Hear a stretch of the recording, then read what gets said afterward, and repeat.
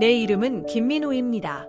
올해 62살이 되었고 지금은 서울 변두리의 작은 동네에서 커피숍을 운영하고 있습니다.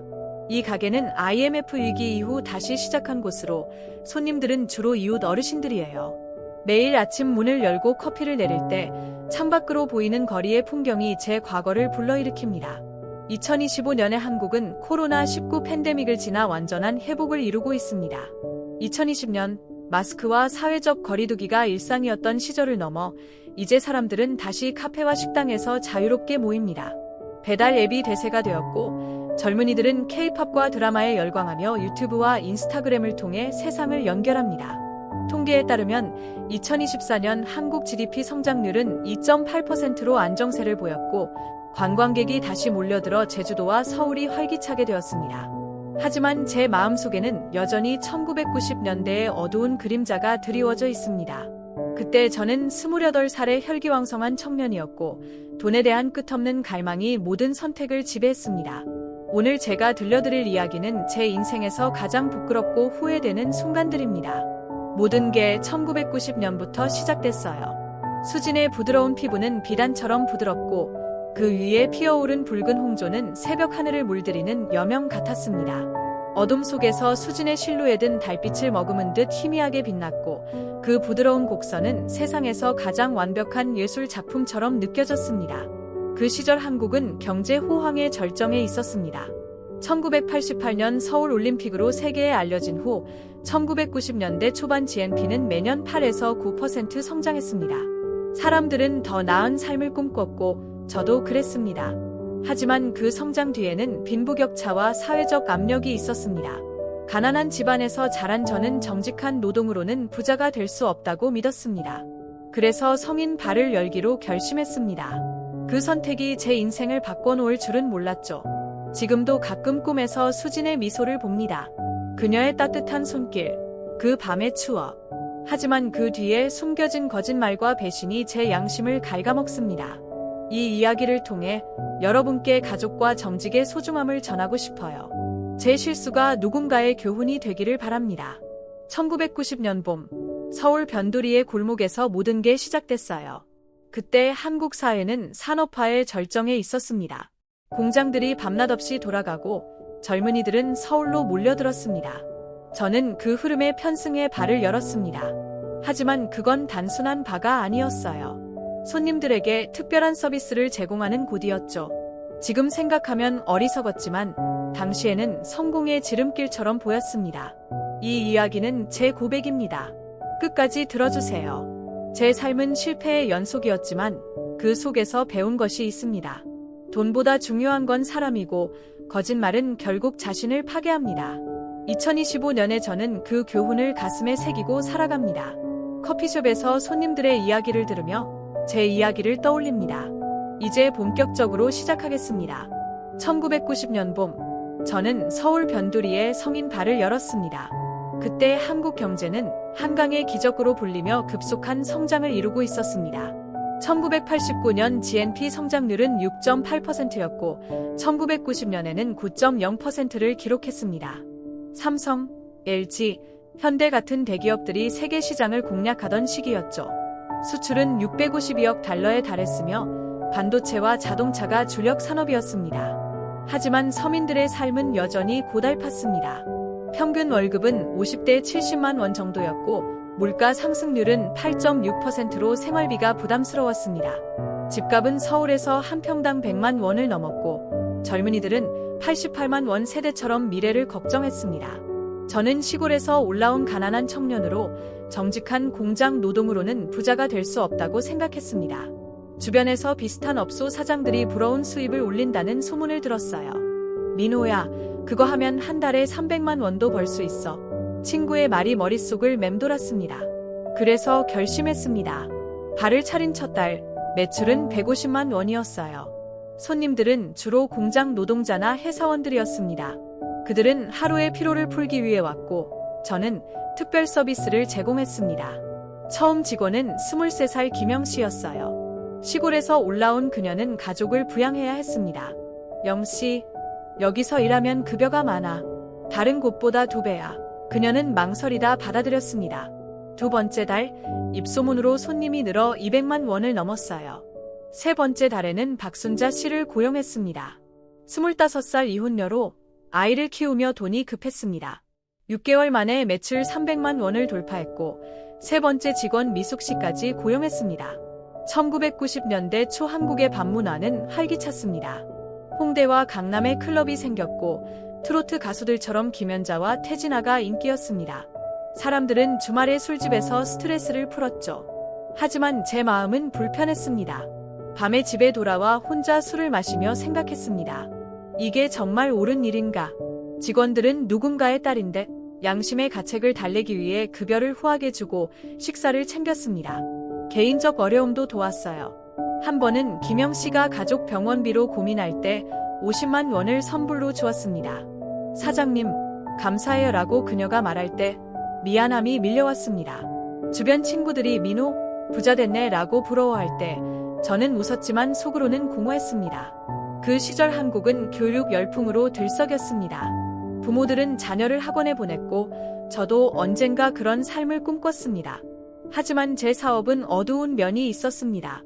손님 중 하나가 사장님, 이곳이 천국이야 라고 말할 때 저는 웃었지만 마음이 아팠습니다. 매출이 증가할수록 욕심도 커졌어요. 더 큰 가게를 열자.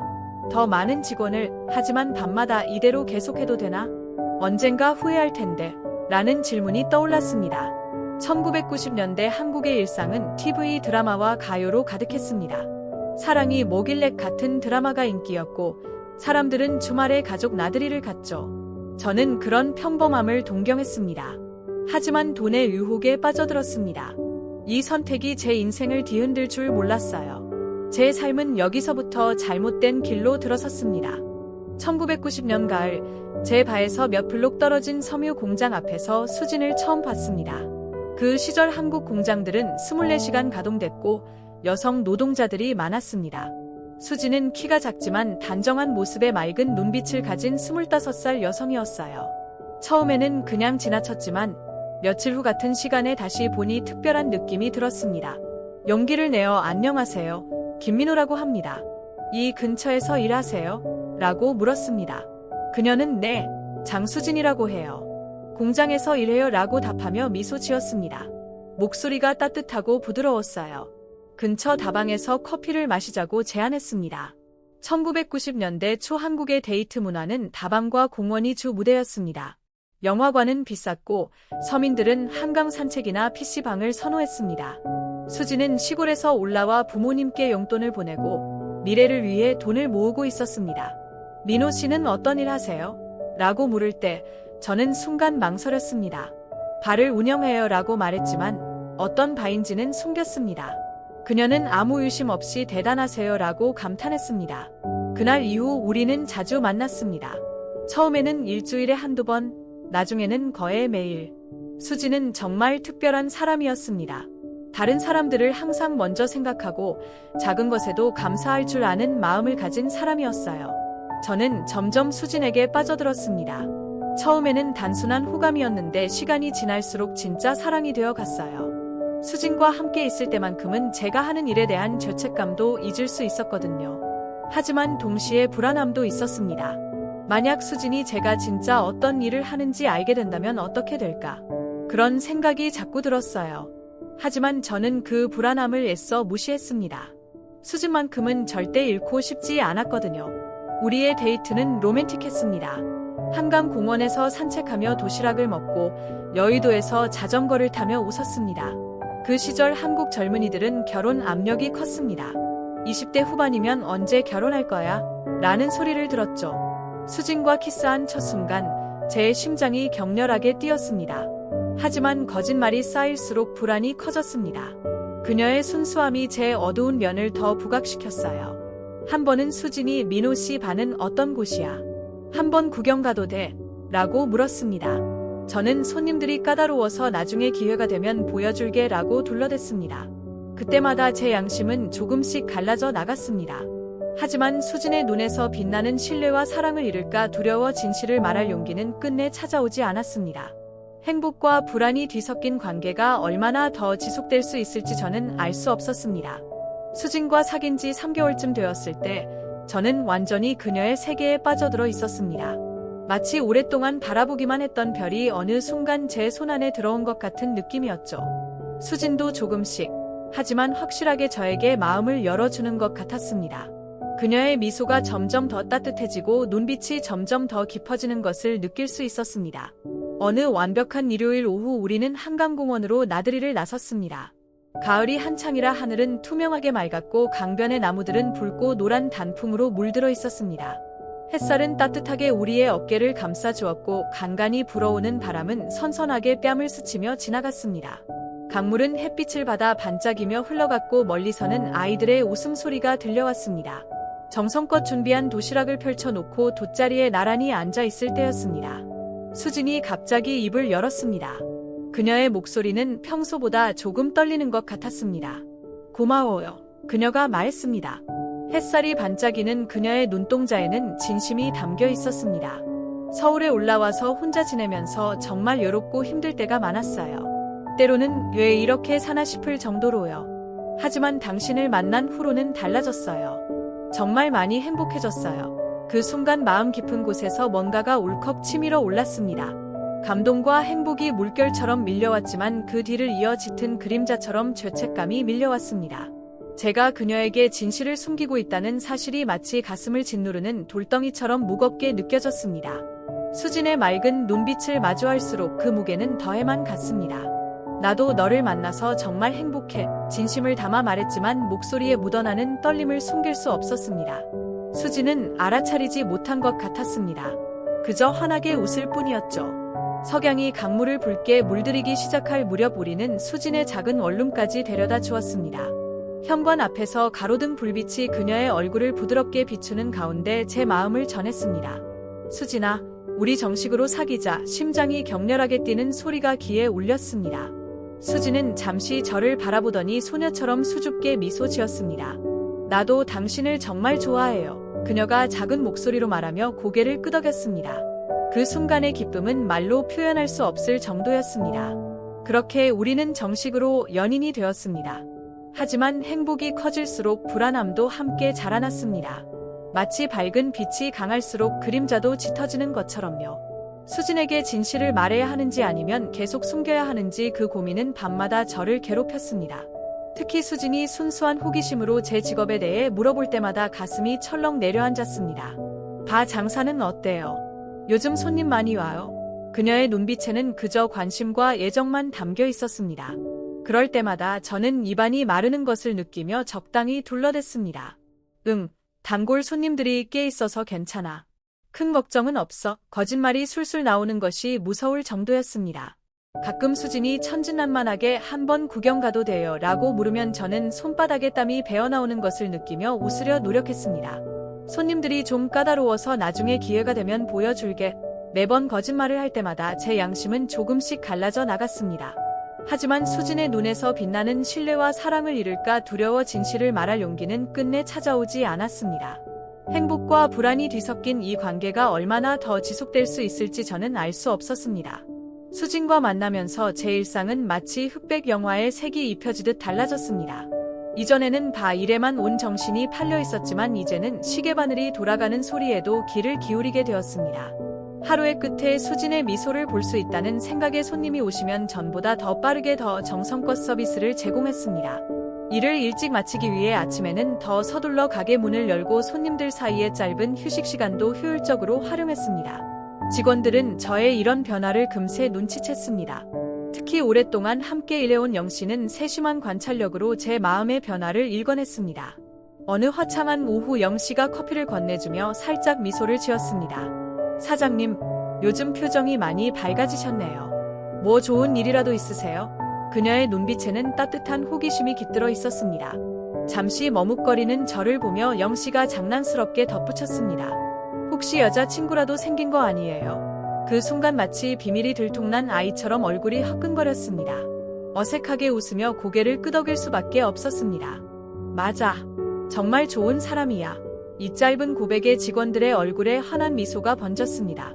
언제 한번 소개해달라는 그들의 부탁에 겉으로는 웃으며 그러자 라고 대답했지만 속으로는 절대 불가능이라는 생각이 단단한 벽처럼 자리 잡고 있었습니다. 수진이 제 직장의 실체를 알게 된다면 그녀의 눈에서 빛나던 신뢰와 사랑이 산산이 부서질 것이 분명했으니까요. 그 시절에 저는 완벽하게 분리된 두 세상을 오가는 이중 생활을 하고 있었습니다. 태양이 하늘 높이 떠 있는 동안에는 성인 바의 사장으로, 그리고 석양이 지평선 너머로 사라진 후에는 수진의 다정한 남자친구로 살아갔습니다. 마치 두 개의 다른 영혼을 한 몸에 담고 있는 것처럼 전혀 다른 두 삶을 살아가고 있었습니다. 때로는 이 경계가 모호해질 때면 불안감이 엄습했지만 수진의 웃음소리를 생각하면 그 불안감마저 견딜 수 있었습니다. 사업은 예상보다 더 순조롭게 진행되었습니다. 단골 손님들의 입소문을 타고 새로운 고객들이 꾸준히 늘어나 이제는 월 300만 원의 안정적인 수입을 올리게 되었습니다. 그 여유로운 수입으로 수진에게 작은 행복을 선사할 수 있었습니다.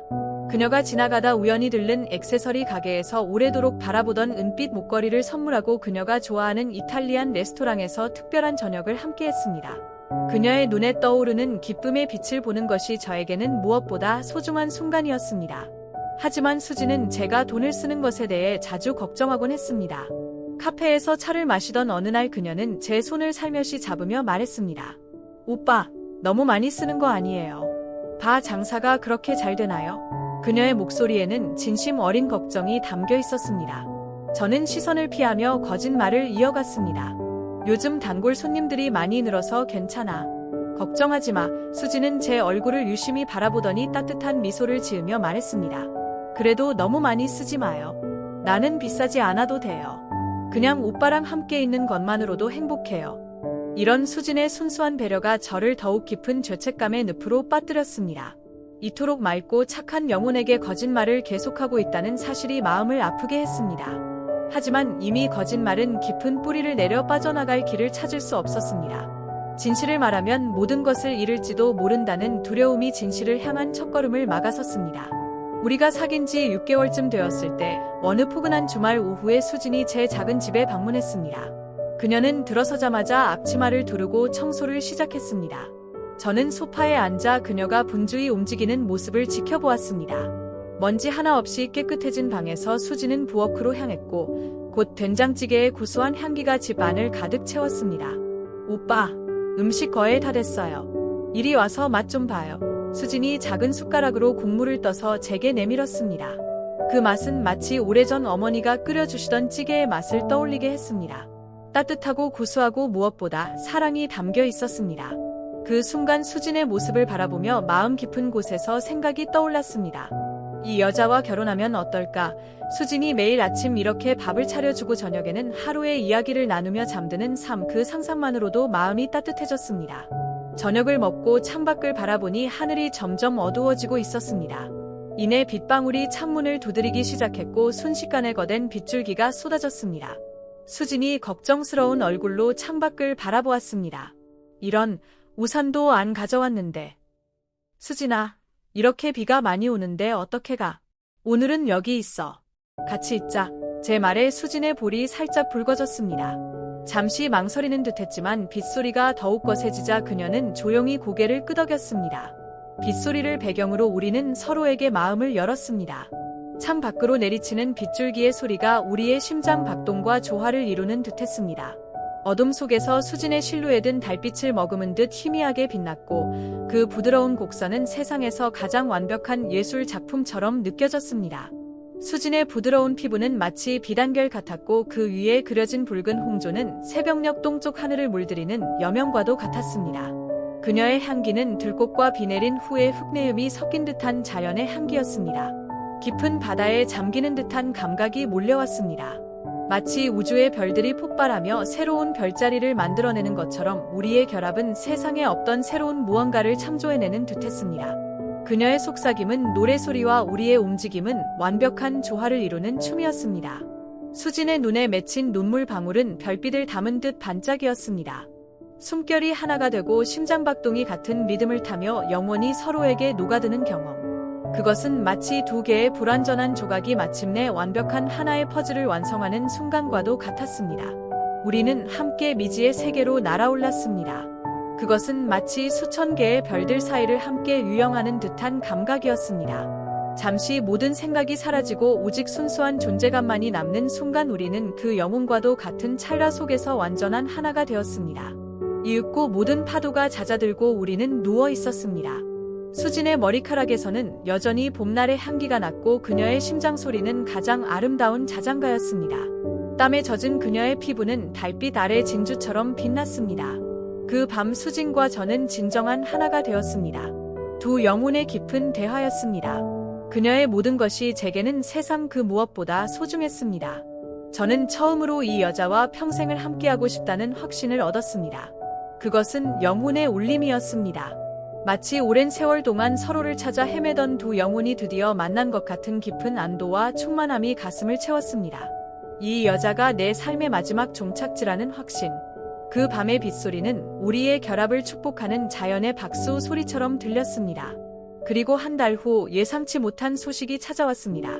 그날 저녁 수진이 평소보다 심각한 표정으로 연락해 왔습니다. 목소리에 담긴 긴장감에 저도 모르게 가슴이 쿵쾅거렸습니다. 우리는 집 근처 조용한 공원에서 만났습니다. 초가을의 서늘한 바람이 불어오는 가운데 수진의 얼굴은 평소보다 창백해 보였습니다. 그녀는 벤치에 앉아 잠시 침묵을 지키다가 떨리는 목소리로 말을 꺼냈습니다. 오빠, 저 임신했어요. 그 순간 세상의 모든 소리가 멈춘 것 같았습니다. 귀에 심장 박동 소리만이 요란하게 울렸습니다. 머릿속이 하얗게 변하면서도 동시에 수많은 감정이 파도처럼 밀려왔습니다. 기쁨, 당황함, 두려움, 책임감이 모든 감정이 뒤섞여 한동안 말을 잇지 못했습니다. 수진과의 아이, 우리의 사랑의 결실, 그 생각만으로도 가슴이 벅차 올랐습니다. 그러나 동시에 복잡한 현실이 그림자처럼 드리웠습니다. 아이가 언제 생겼는지 생각해 보니 급이 오던 밤이 떠올랐습니다. 수진이 집에 머물렀던 그날 우리가 처음 사랑을 나눈 날, 그때 새로운 생명이 시작되었던 것입니다. 수진은 불안한 눈빛으로 저를 바라보고 있었습니다. 그녀의 눈에는 두려움과 희망 그리고 무엇보다 저에 대한 신뢰가 담겨 있었습니다. 제 반응에 따라 그녀의 세상이 어떻게 달라질지 그녀는 알고 있었습니다. 저는 잠시 깊은 생각에 잠겼습니다. 이 상황에서 제가 할 수 있는 아니 해야만 하는 최선의 선택은 무엇일까? 수진을 버릴 수는 없었습니다. 그녀는 제 삶의 빛이었고 숨쉬는 이유였습니다. 그리고 이제 우리 사이에는 새로운 생명이 자라고 있었습니다.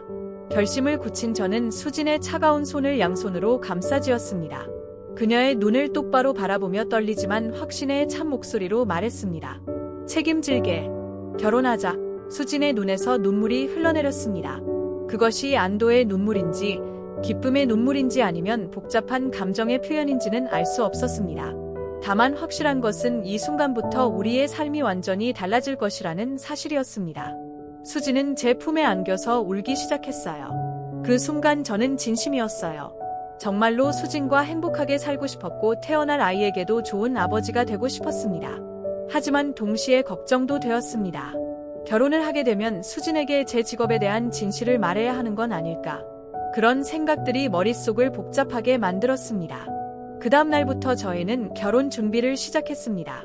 수진의 부모님께 인사드리러 시골에 내려가기로 했어요. 수진의 고향은 전라도의 작은 농촌 마을이었습니다.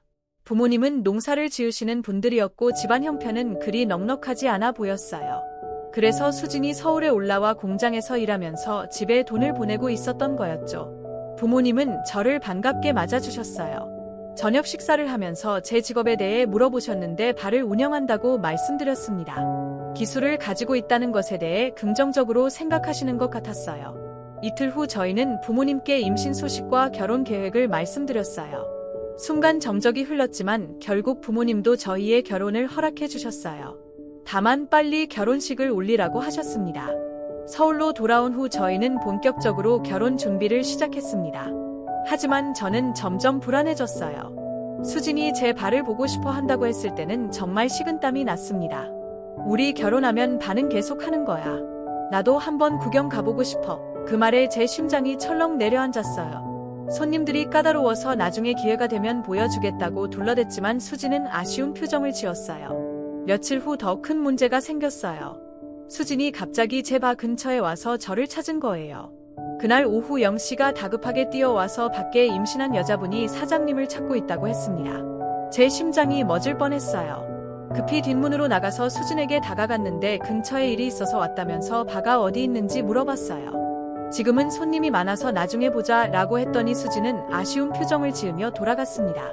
위기를 넘겼다고 생각했지만 그것은 착각이었습니다. 다음날 수진에게서 급한 전화가 왔어요. 당장 만나자고 하는데 목소리가 떨리고 있었어요. 뭔가 심상치 않다는 생각이 들었습니다. 모든 것이 들통난 순간이었어요. 다방에 도착했을 때 시간이 멈춘 것만 같았습니다. 창가에 앉아있는 수진의 모습이 동상처럼 굳어 있었습니다. 그녀의 얼굴은 달빛처럼 창백했고 눈가는 마치 오랜 비에 젖은 고추처럼 붉게 부어 올라 있었습니다. 그 순간 제 심장은 무거운 돌덩이처럼 가라앉았습니다. 오랫동안 두려워했던 그러나 피할 수 없었던 진실의 순간이 마침내 저를 찾아온 것입니다. 다방 문을 열고 들어서는 순간부터 수진의 눈빛이 달라져 있었습니다. 예전의 따스함과 사랑이 깃든 눈빛은 온데간데 없이 사라졌고 마치 눈이 내린 창문처럼 차갑고 투명한 눈빛이 저를 꿰뚫었습니다. 테이블에 앉기도 전에 수진의 첫마디가 가을 하늘에서 떨어지는 번개처럼 저를 강타했습니다. 오빠, 난 다 알아요. 단 4글자였지만 그 말은 제 온 세상을 무너뜨리기에 충분했습니다. 수진의 목소리에는 제가 한 번도 들어본 적 없는 냉랭함이 서려 있었습니다. 오빠 저에게 거짓말했죠. 바라고 했던 그곳이 그냥 바가 아니라는 거 알아요. 수진의 말 한마디 한마디가 제 심장에 날카로운 무언가를 꽂는 것 같았습니다. 그녀의 목소리는 떨리고 있었지만 그 안에 담긴 의지는 단단했습니다. 어제 오빠 가게를 봤어요. 창문으로 들여다봤어요. 거기서 무슨 일이 벌어지는지 다 봤어요. 그 순간 온몸에 얼음장 같은 한기가 흘렀습니다. 마치 깊은 겨울 호수에 빠진 것처럼 몸의 모든 감각이 마비되는 듯했습니다. 심장은 마치 부서진 시계처럼 불규칙하게 뛰기 시작했습니다. 모든 비밀이, 모든 거짓말이 한순간에 드러나 버린 것입니다. 오빠, 어떻게 그런 일을 할 수가 있어? 수진의 목소리는 이제 울음 섞인 분노로 가득 찼습니다. 그 목소리에는 배신감, 실망, 그리고 무엇보다도 깊은 상처가 담겨 있었습니다. 마치 오랫동안 믿어온 세상의 모든 진실이 한순간의 거짓으로 드러난 것 같은 충격. 그 충격이 그녀의 떨리는 입술과 젖은 눈동자에 고스란히 새겨져 있었습니다. 저는 아무 말도 할 수 없었습니다. 목구멍까지 차오른 변명의 말들이 있었지만 그 어떤 말도 지금 이 순간 수진의 상처를 어루만질 수 없을 것이라는 걸 알았습니다. 변명의 여지가 없었습니다. 모든 것이 명백했고 모든 죄는 저에게 있었습니다. 수진은 이제 눈물을 흘리며 말을 이었습니다. 그녀의 눈물은 마치 투명한 진주처럼 뺨을 타고 흘러내렸습니다. 내가 얼마나 바보였는지. 나는 오빠를 완전히 믿었어요. 그 어떤 의심도 없이. 근데 이렇게 속일 줄이야. 수진의 말 한마디 한마디가 제 가슴을 찢어 놓았습니다. 다방 안에 다른 손님들이 우리를 힐끔거리며 쳐다보기 시작했지만 수진은 아랑곳하지 않았습니다. 그녀의 세상에는 이제 저와 그녀 그리고 그 사이에 놓인 거대한 거짓말만이 존재했습니다. 오빠가 이런 사람인 줄 몰랐어. 수진의 목소리가 점점 작아졌습니다. 그 말에 담긴 깊은 실망감이 저를 무너뜨렸습니다. 저는 무릎을 꿇고 수진에게 빌었습니다. 다방 안의 모든 시선이 우리에게 쏠렸지만 그런 것은 중요하지 않았습니다. 지금 이 순간 저에게는 오직 수진만이 존재했고 그녀의 마음을 다시 얻는 것 외에는 아무것도 중요하지 않았습니다. 수진아, 미안해. 정말 미안해. 처음에 말하려고 했어. 정말이야. 하지만 내가 날 싫어할까봐, 날 떠날까봐 무서웠어. 너무 무서웠어. 제 목소리는 떨리고 있었고 눈에서는 뜨거운 눈물이 흘러내렸습니다. 하지만 수진의 눈빛은 여전히 차갑게 얼어붙어 있었습니다. 거짓말, 또 거짓말이야. 수진은 이제 고개를 절레절레 흔들며 말했습니다. 그녀의 눈에는 더 이상 저를 향한 신뢰의 빛이 남아있지 않았습니다. 마치 쓰러진 성벽처럼 우리의 관계는 이미 무너져 버린 것 같았습니다. 이제 어떤 말도 믿지 않을 거예요. 오빠가 하는 말은 그 순간 갑작스러운 변화가 일어났습니다. 수진의 표정이 일그러지더니 그녀는 갑자기 배를 움켜쥐며 고통스러운 신음을 내뱉었습니다. 그녀의 얼굴이 순식간에 백지장처럼 하얗게 변했고 이마에는 식은땀이 맺혔습니다. 무언가 심상치 않다는 직감이 저를 강타했습니다. 수진아, 괜찮아. 수진아, 제 목소리에는 이제 공포가 가득 찼습니다. 수진의 상태가 급격히 나빠지는 것을 보며 저는 모든 생각을 내려놓고 오직 그녀의 안전만을 생각했습니다. 주위의 시선이나 상황 따위는 더 이상 중요하지 않았습니다. 저는 재빨리 수진을 안아들고 다방을 뛰쳐나왔습니다. 병원에 가자. 지금 당장 택시를 잡아타고 가장 가까운 병원으로 향하는 동안 수진은 제 품 안에서 계속해서 고통스러운 신음을 내뱉었습니다. 그녀의 얼굴은 점점 더 창백해졌고 입술은 푸르게 변해갔습니다. 저는 수진의 손을 꼭 잡고 마음속으로 간절히 기도했습니다. 이 모든 것이 제 잘못이라는 죄책감이 파도처럼 밀려왔습니다. 수진아, 제발 괜찮아야 해. 우리 아이도 제발. 병원으로 향하는 길은 마치 영원처럼 느껴졌습니다.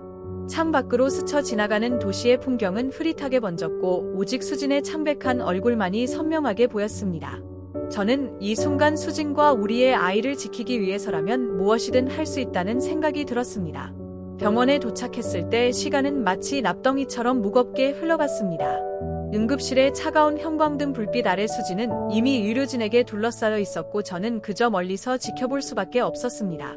그녀의 창백한 얼굴이 흰 시트와 구분이 되지 않을 정도로 생기를 잃었습니다. 의사가 초음파 검사를 마치고 저를 복도로 불러냈을 때 그의 얼굴에 드리운 그림자만으로도 상황이 심각하다는 것을 알 수 있었습니다. 의사는 깊은 한숨을 내쉬며 저에게 상황을 설명했습니다. 임신 초기는 태아가 매우 불안정한 시기입니다. 이 시기에는 어머니가 강한 스트레스나 충격을 받으면 안 되는데 환자분이 상당한 정신적 충격을 받은 것 같습니다. 의사의 말 한마디 한마디가 마치 무거운 망치로 제 심장을 내리치는 것 같았습니다. 그는 표정을 더욱 심각하게 하며 말을 이었습니다. 지금 상태가 매우 좋지 않습니다. 당장 입원해서 절대적인 안정을 취해야 합니다. 그리고 의사는 잠시 망설이다가 낮은 목소리로 덧붙였습니다. 최악의 경우 유산의 가능성도 있습니다. 그 말을 들은 순간 저는 다리에 힘이 풀려 벽에 기대야 했습니다. 제 거짓말, 제 비밀이 이제 수진과 우리의 아이까지 위험에 빠뜨린 것입니다. 이런 결과를 예상하지 못했던 것은 아니었지만 실제로 그 순간이 왔을 때의 충격은 상상 이상이었습니다. 최악의 경우 유산될 수도 있다는 의사의 말을 들은 수진은 더욱 큰 충격을 받은 것 같았어요. 눈물을 흘리면서 중얼거렸습니다. 내 아이가. 저는 수진의 손을 잡으려 했지만 수진은 제 손을 뿌리쳤어요. 만지지 마. 다 오빠 때문이야 라고 하면서 제 앞에서 사라지라고 했습니다. 병원에서 3일을 보냈지만 결국 최악의 일이 일어났습니다. 수진은 아이를 잃었어요. 의사는 환자가 심한 스트레스와 충격으로 인해 유산되었다고 설명했습니다. 신체적으로는 큰 문제 없지만 정신적 충격이 클 거라고 했어요. 그 말을 들은 순간 저는 모든 것이 무너지는 것을 느꼈어요. 제 아이가 수진과의 아이가 사라진 거였어요. 병실에서 수진은 저를 쳐다보지도 않았어요. 그저 창밖을 바라보며 눈물만 흘리고 있었습니다. 수진은 아이가 없어졌다고 다 오빠 때문이라고 말했어요. 제가 거짓말하지 않았다면, 그런 일 하지 않았다면 이런 일이 일어나지 않았을 거라고 했습니다. 그리고 다시는 보고 싶지 않아 라고 했어요. 결국 저는 병실을 나올 수밖에 없었습니다. 복도에서 한참을 서 있었지만 다시 들어갈 용기가 나지 않았습니다. 수진을 잃은 후 3개월 동안 저는 완전히 폐인이 되었습니다. 바도 제대로 운영하지 못했고 하루 종일 술만 마셨습니다. 직원들도 걱정했지만 아무것도 신경 쓸 수 없었습니다. 사장님, 이러시면 안 돼요. 영씨가 걱정스러운 표정으로 말했지만 저는 그냥 내버려 둬라고 답했습니다. 무슨 일이 있었냐고 물어도 대답할 수 없었습니다. 수진과의 일을 어떻게 설명할 수 있겠어요. 어느 날 밤 혼자 술을 마시다가 문득 깨달았어요. 이대로 살면 안 되겠다고. 수진을 진짜 잃는 거라고. 다음날 아침 저는 중대한 결정을 내렸어요. 성인 발을 완전히 정리하기로 한 거예요. 직원들에게 미안하지만 가게를 정리하겠다고 말했습니다. 더 이상 이 일을 할 수 없을 것 같다고 했습니다. 영씨와 순자씨, 미숙씨 모두 갑작스러운 일이라며 당황했지만 저는 마음을 바꿀 수 없었습니다. 직원들을 모두 해고하고 가게도 다른 사람에게 넘겼어요. 그리고 그 돈으로 작은 평범한 커피숍을 차렸습니다. 정말로 커피만 파는 평범한 커피숍이었어요.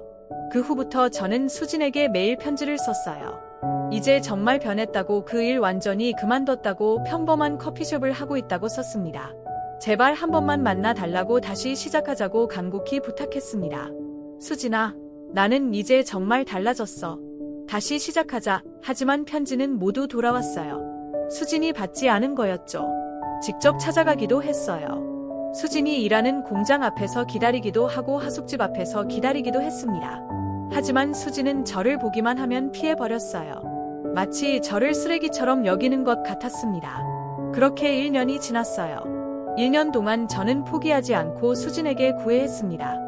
편지도 쓰고 선물도 보내고 때로는 멀리서라도 수진의 모습을 보려고 노력했습니다.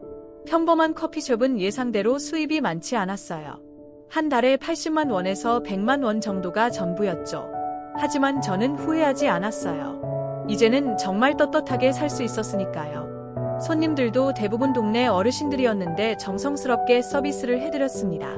사장님, 커피 맛있네요. 이런 칭찬을 들을 때면 마음이 뿌듯했습니다. 예전에는 돈만 생각했는데 이제는 정말로 사람을 위한 서비스를 하고 있다는 느낌이 들었거든요. 어느 날 드디어 수진이 제 편지에 답장을 보내왔어요. 1년 동안 편지 잘 받았다고 정말 변한 것 같다고 한번 만나서 이야기해 보자고 했습니다. 그 편지를 받은 순간 저는 눈물이 났어요. 드디어 기회가 온 거였어요. 약속 장소에서 만난 수진은 많이 야위어 있었어요. 1년 전보다 훨씬 말랐고 표정도 어두웠습니다. 수진은 저에게 차가운 목소리로 말을 했어요. 거리감이 느껴졌습니다.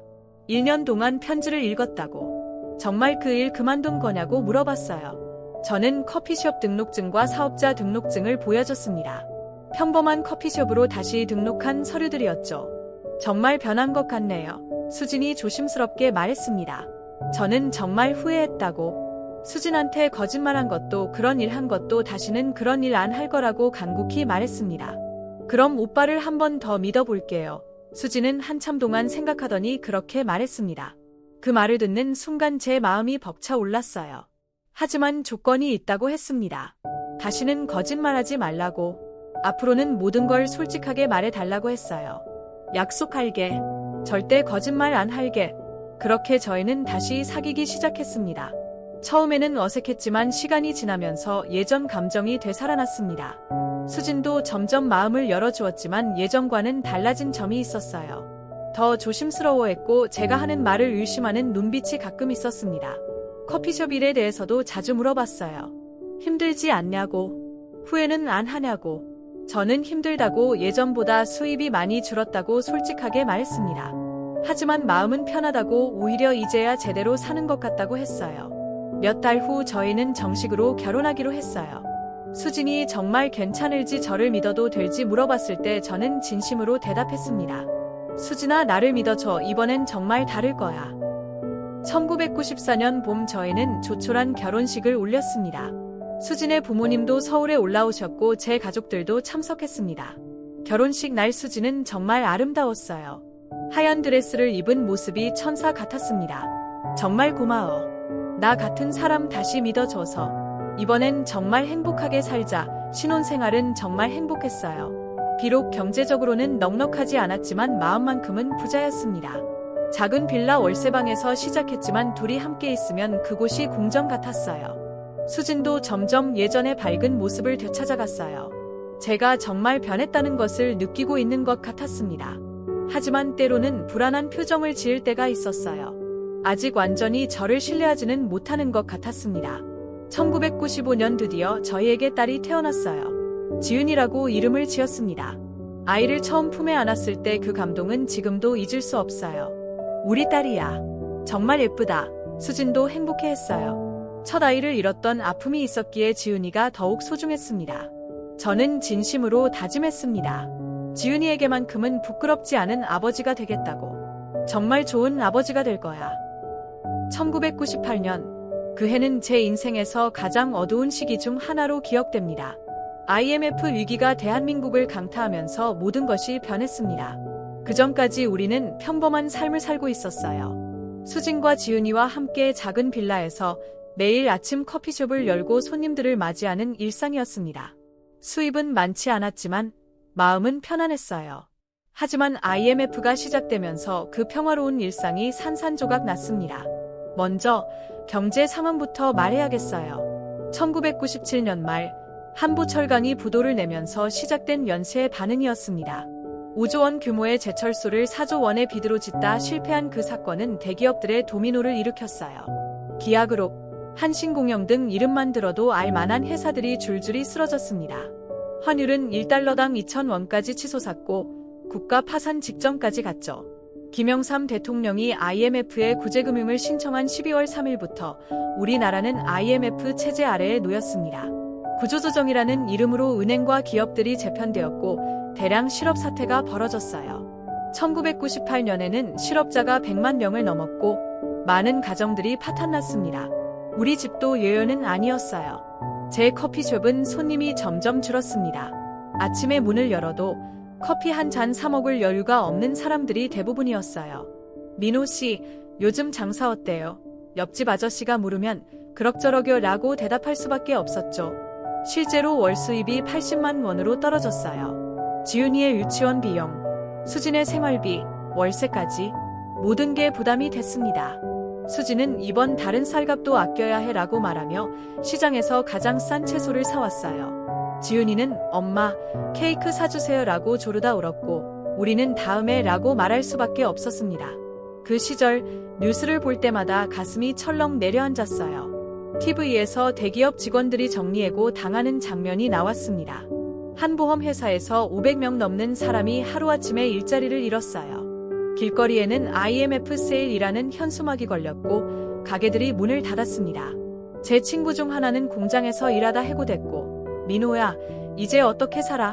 라고 전화했어요. 저는 그 친구를 위로하면서도 내심 불안했습니다.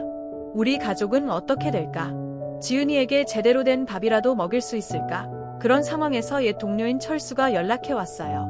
철수는 예전에 바 사업을 함께했던 친구였습니다. 민호야, 요즘 어떠나? IMF 때문에 장사 죽지? 그의 목소리는 여전했습니다. 우리는 근처 다방에서 만났어요. 철수는 현실을 봐. 너 지금 한 달에 얼마 버니? 100만 원. 그걸로 가족 부양이 돼. 라고 직설적으로 말했어요. 저는 고개를 저었어요. 그만두고 평범하게 살고 있어. 다시는 그 일 안 할 거야. 하지만 철수는 웃으며 그게 말처럼 쉽냐? IMF로 모두가 죽어나가고 있어. 나처럼 나 다시 시작하면 금방 돈 벌 수 있어. 나 집에서 먼 곳에 열어서 들킬 일도 없고 나 돈 모으면 그만두면 돼 라고 설득했습니다. 그날 밤 집에 돌아와 수진과 지은이를 보며 고민했습니다. 지은이는 열이 나서 병원에 갔는데 약값이 10만 원이 나왔어요. 오빠, 돈 어떻게? 커피숍 수입으로는 부족해. 수진의 걱정하는 목소리가 귓가에 맴돌았습니다. 저는 가족을 위해라는 명분으로 자신을 합리화했습니다. 임시로만 돈 모으면 바로 그만둘 거야. 그렇게 철수에게 연락했어요. 좋아, 같이 해보자. 발을 다시 여는 과정은 빠르게 진행됐어요. 집에서 30분 떨어진 다른 동네에 자리를 잡았습니다. IMF로 임대료가 싸져서 쉽게 구했어요. 직원은 예전처럼 경제적으로 어려운 여성들을 고용했습니다. 첫 번째 직원은 25살 된 여성이었어요. 이름이 뭐예요? 이 일 하려고 해요. 라고 물으니 남편이 IMF로 해고됐어요. 얘 키우려면 돈이 필요해요. 라고 대답했습니다. 저는 마음이 아팠지만 급여는 다른 곳보다 많이 줄게 라고 말했습니다. 첫 달 매출은 350만 원이었어요. IMF로 사람들이 스트레스를 풀 곳을 찾았기 때문일까요? 손님이 몰렸습니다. 두 번째 달에는 600만 원을 넘었어요. 저는 낮에는 커피숍을, 밤에는 바를 오갔습니다. 수진에게는 요즘 단골이 늘어서 커피숍이 잘 돼 라고 거짓말했습니다. 수진은 기뻐하며 정말 다행이야. 지은이 학원 보내자 라고 말했습니다. 저는 미소 지었지만 속으로는 죄책감이 밀려왔어요. 그 돈으로 가족 생활이 나아졌어요. 빌라에서 20평 아파트로 이사 갔습니다. 지은이는 자신의 방을 갖게 됐고 아빠, 사랑해 라고 말했습니다. 우리는 주말에 요식도 했어요. 이탈리아 레스토랑에서 피자를 먹으며 수진이 오빠, 어떻게 이렇게 잘 됐어? 라고 물었습니다. 저는 운이 좋았어 라고 대답하며 시선을 피했습니다. 하지만 밤에 바로 가면 그곳의 어두운 분위기가 저를 괴롭혔어요. 손님들의 웃음소리, 술 냄새, 직원들의 피곤한 눈빛. 이게 정말 가족을 위한 길인가? 사업은 점점 커졌어요. 6개월 후 2호점을 열었고 1년 후에는 3호점까지. 월 수입이 1천만 원을 넘었습니다. IMF로 많은 사람들이 실업자가 됐지만 바 사업은 오히려 호황이었습니다. 사람들은 술로 슬픔을 잊으려고 했어요. 한 손님은 IMF로 회사 문 닫았어. 이제 어떻게 살지? 라고 중얼거렸습니다. 저는 그 말을 듣고도 사업을 계속했습니다. 내 가족만 잘 살면 되라고 생각했어요. 하지만 점점 불안감이 커졌어요. 수진이 요즘 늦게 오네. 무슨 일 있어? 라고 물을 때마다 커피숍 손님이 많아 라고 거짓말했습니다. 지은이는 학교에서 아빠 직업 뭐야? 왜 이렇게 돈 많아? 라고 친구들로부터 물었어요. 저는 지은이에게 아빠는 커피숍 사장님이라고 말했지만 아이의 눈빛에 의심이 스쳤습니다. 2000년쯤 IMF 후유증이 계속됐어요. 카드 대란이 일어나면서 사람들의 소비가 줄었지만 제 반은 여전히 번창했습니다. 하지만 그 해 작은 실수가 시작됐어요. 한 직원이 사장님, 단속 소문이 있어요 라고 말했습니다. 정부가 IMF 조건으로 금융개혁을 하면서 불법 사업에 대한 단속이 강화됐어요. 저는 조심하면 돼 라고 대답했지만 불안했습니다. 가족 생활은 겉으로는 완벽했어요. 지은이를 영어 학원에 보냈고 수진에게는 비싼 목걸이를 선물했습니다. 오빠, 너무 과해 라고 수진이 말했지만 저는 너를 위해 라고 대답했습니다. 하지만 밤에 혼자 있을 때 예전 수진의 얼굴이 떠올랐어요. 다시 그 실수를 반복하는 건가? 2002년 지은이가 국민학교에 들어갔어요. 그때부터 문제가 생겼어요. 학교에서 친구들이 지은이 아빠, 바에서 일하나? 나쁜 바, 라고 속삭였습니다. 지은이는 울며 집에 왔어요. 아빠, 친구들이 이상한 말 해. 아빠가 여자 파는 사람이라고. 그 순간 제 심장이 멎는 듯 했습니다. 틴단이 퍼지기 시작한 거예요. 아마도 단골 손님이나 직원이 실수로 말한 모양이었어요. 저는 지은이를 안아주며 그런 소리 무시해. 아빠는 커피숍에 라고 말했습니다. 하지만 수진의 눈빛이 달라졌어요. 민호야, 정말 커피숍만 해? 저는 당연하지 라고 대답했지만 목소리가 떨렸습니다. 그날부터 집안 분위기가 바뀌었어요. 수진은 제 핸드폰을 몰래 보았고 지은이는 학교 가기를 꺼려했습니다. 2003년 상황이 최악이 됐어요. 지은이가 학교에서 싸움에 휘말렸어요. 친구들이 내 아빠는 IMF로 나쁜 일 해서 돈 벌었대 라고 놀렸고 지은이가 울며 아냐 라고 소리쳤습니다. 집에 돌아온 지은이는 옷이 찢어져 있었고 아빠 때문에 창피해 라고 말했습니다. 그 순간 저는 더 이상 버틸 수 없었어요. 모든 게 제 탓이었죠. IMF 위기는 단순한 경제 크라이시스가 아니었어요. 가족을 파탄내고 사람들의 마음을 병들게 했습니다. 제 욕심이 그 위기를 이용해 더 큰 실수를 저질렀어요. 이제 진실을 말할 때가 됐습니다. 제 선택은 가족을 위한 것이라고 믿었지만 결국 가족을 파괴하는 길이었습니다.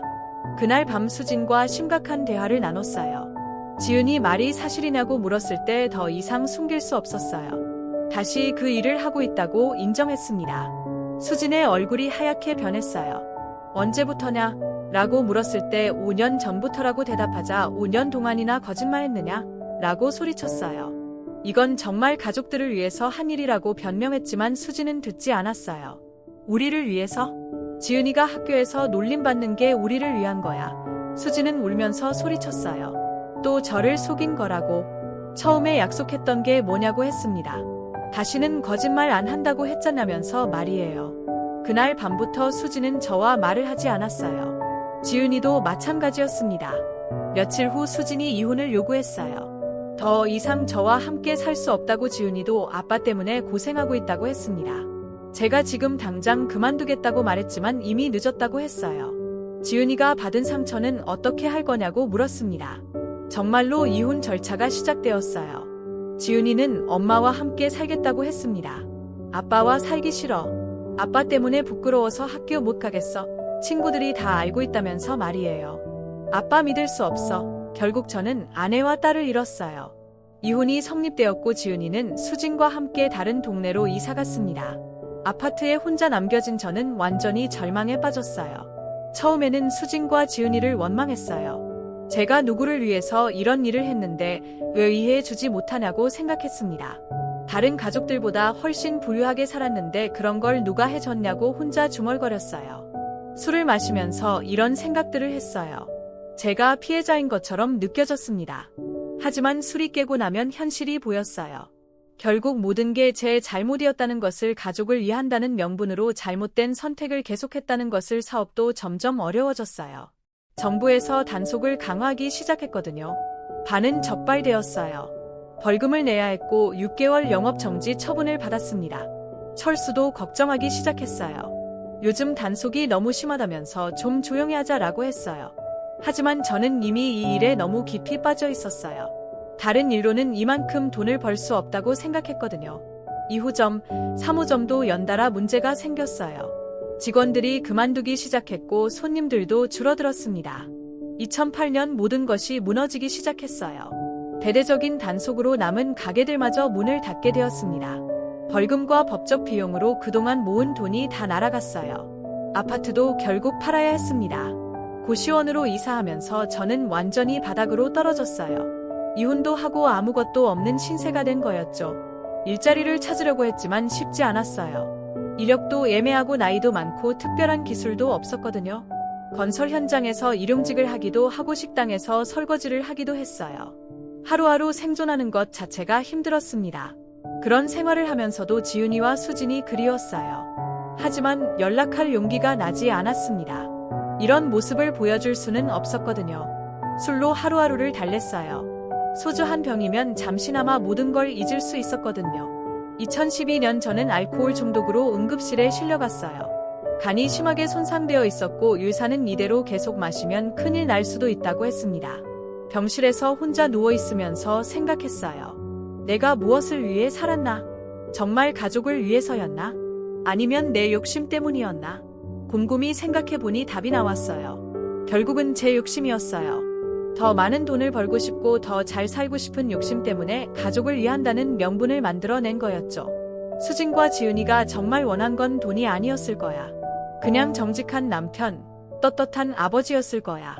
그때서야 제가 얼마나 큰 실수를 했는지 깨달았어요. 6개월간 재활치료를 받으면서 정신을 차렸어요. 상담사 선생님의 도움도 많이 받았고요. 과거는 바뀔 수 없지만 앞으로는 다르게 살 수 있다고 격려해 주셨어요. 2013년 저는 작은 동네에서 평범한 커피숍을 다시 시작했어요. 정말로 평범한 커피숍이었습니다. 하루에 4명에서 7명 정도의 손님이 전부였어요. 대부분 나이 드신 어르신들이었습니다. 월 수입은 100만 원 정도였죠. 하지만 이번에는 마음이 편했어요. 떳떳하게 일할 수 있었으니까요. 손님들이 커피 맛있네 라고 칭찬해 주실 때마다 뿌듯했어요. 예전에는 돈만 생각했는데 이제는 정말로 사람을 위한 서비스를 하고 있다는 느낌이 들었습니다. 성심성의껏 해드릴게요.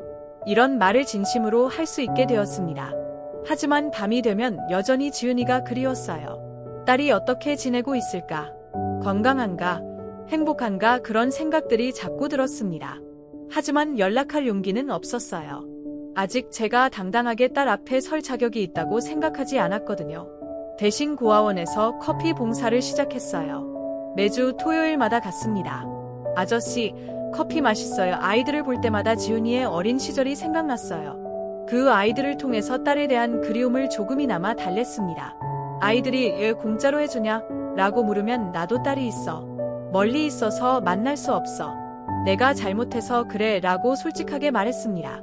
그럼 전화하면 되잖아요. 아이들의 순수한 질문이 때로는 마음을 아프게 했지만 그래도 그 시간들이 저에게는 위안이 되었습니다. 2023년 11월 정말 믿을 수 없는 일이 일어났어요. 고아원에 봉사활동을 가는데 낯익은 2사람이 먼저 와 있는 거예요.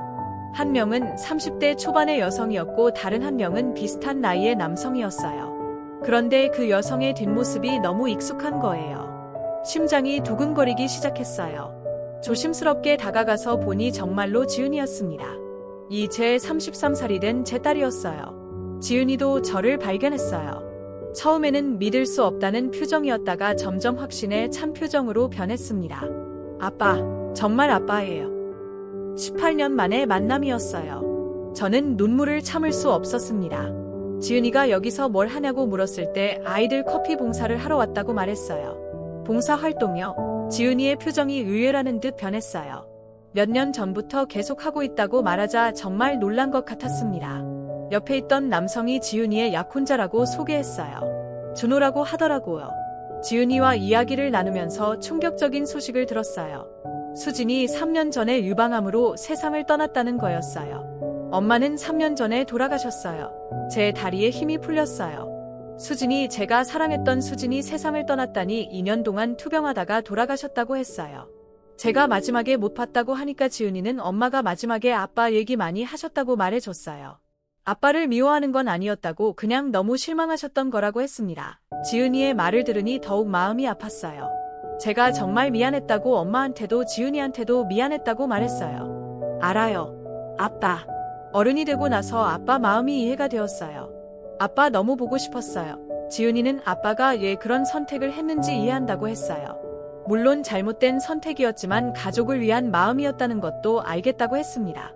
지은이의 이해에 더욱 눈물이 났어요. 그날 이후로 지은이와 조금씩 연락을 주고받기 시작했어요. 18년의 공백을 메우기는 어려웠지만 조금씩 관계를 회복해 나갔습니다. 지은이는 제가 정말 많이 변한 것 같다고 말해줬어요. 예전에는 항상 바쁘고 불안해 보였는데 지금은 마음이 편해 보인다고 했습니다. 아빠, 저 다음 달에 결혼해요. 지은이가 조심스럽게 말했을 때 저는 진심으로 축하한다고 말했어요. 그리고 더 놀라운 말을 했습니다. 결혼식에 아빠도 오실 수 있어요. 엄마 없이 결혼식 올리기 싫었는데 아빠가 계시네요. 그 말을 듣는 순간 가슴이 벅차 올랐어요. 정말 가도 되냐고 물었을 때 엄마가 없으니까 아빠가 함께 입장해 달라라고 했습니다. 2024년 3월 지은이의 결혼식 날이 왔어요. 검은 정장을 입고 거울을 보니 예전보다 많이 늙어 있었지만 마음만큼은 떳떳했어요. 결혼식장에 도착했을 때 하객들이 저를 쳐다봤지만 더 이상 부끄럽지 않았습니다. 웨딩 드레스를 입은 지은이가 정말 아름다웠어요. 수진을 처음 본 날처럼 순수하고 예뻤습니다. 지은이는 엄마가 봤으면 얼마나 좋아했을까 하는 제 말에 엄마도 보고 계실 거야 라고 대답했어요. 음악이 시작되고 저희는 함께 버진로드를 걸었어요. 18년 만에 아버지 역할을 하는 순간이었습니다. 걸으면서 눈물이 났어요. 기쁨의 눈물이었습니다. 제가 잃어버렸다고 생각했던 딸이 다시 돌아왔고 이렇게 소중한 순간을 함께 할 수 있게 된 거였어요. 신랑에게 지은이를 인계하면서 말했어요. 우리 지은이 잘 부탁한다. 아빠가 못해준 만큼 더 행복하게 해줘. 결혼식이 끝나고 지은이가 저에게 와서 정말 고맙다고, 오늘 정말 완벽했다고 말해줬어요. 저야말로 고맙다고, 이런 기회를 줘서 고맙다고 대답했습니다. 아빠, 이제 우리 다시 가족이에요. 이제 저는 62살이 되었습니다. 여전히 작은 커피숍을 운영하고 있고 주말에는 봉사활동을 계속하고 있어요. 지은이는 행복하게 결혼 생활을 하고 있고 얼마 전에는 임신 소식도 전해왔어요. 제게 손자가 생기는 거죠. 아이가 태어나면 할아버지라고 불러도 되냐고 물었을 때 당연하다고 대답했어요. 그보다 더 기쁜 일이 어디 있겠냐고 말이에요. 돌이켜보면 제 인생은 실패의 연속이었어요. 돈에 대한 욕심으로 가장 소중한 것들을 잃었죠. 하지만 포기하지 않고 꾸준히 노력했더니 이렇게 다시 기회가 왔어요. 요즘 제가 손님들에게 자주 하는 말이 있어요. 돈보다 소중한 건 가족이라고, 그리고 정직함이라고. 늦더라도 바른 길로 가면 언젠가는 인정받을 수 있다고 말이에요. 젊은 손님들은 제 말을 듣고 고개를 끄덕여요. 아마 제 경험에서 나온 진심이 전해지는 것 같아요. 곧 손자가 태어나면 그 아이에게만큼은 부끄럽지 않은 할아버지가 되어 주고 싶어요. 돈 많은 할아버지가 아니라 떳떳한 할아버지로 말이에요. 여러분, 제 이야기를 끝까지 들어주셔서 고맙습니다. 혹시 지금 잘못된 길을 걷고 계신 분이 있다면 늦었다고 생각하지 마세요. 진심으로 변하려고 노력하면 언젠가는 기회가 올 거예요. 가장 어두운 밤이 지나면 반드시 새벽이 옵니다. 제가 그 증거예요. 제 이야기가 마음을 울렸다면 영상 밑에 따봉 버튼을 눌러주세요. 좋아요 버튼을 누르는 것은 무료이고 저에게 많은 격려가 됩니다. 따봉을 꼭 눌러주세요. 여러분 모두의 인생의 건강과 행복이 함께 하시길 바랍니다. 감사합니다. 제 인생을 돌이켜보면 1990년대부터 2020년대까지 한국 사회의 변화를 그대로 겪었습니다. IMF 위기부터 코로나 팬데믹까지 경제적 어려움 속에서 사람들은 가족의 소중함을 깨달았습니다. 지금은 K컬처가 세계를 사로잡고 있지만 그 뒤에는 여전히 빈부격차와 정신적 고독이 있습니다. 제처럼 욕심에 눈 멀지 마세요. 가족과 함께하는 작은 행복이 진짜입니다.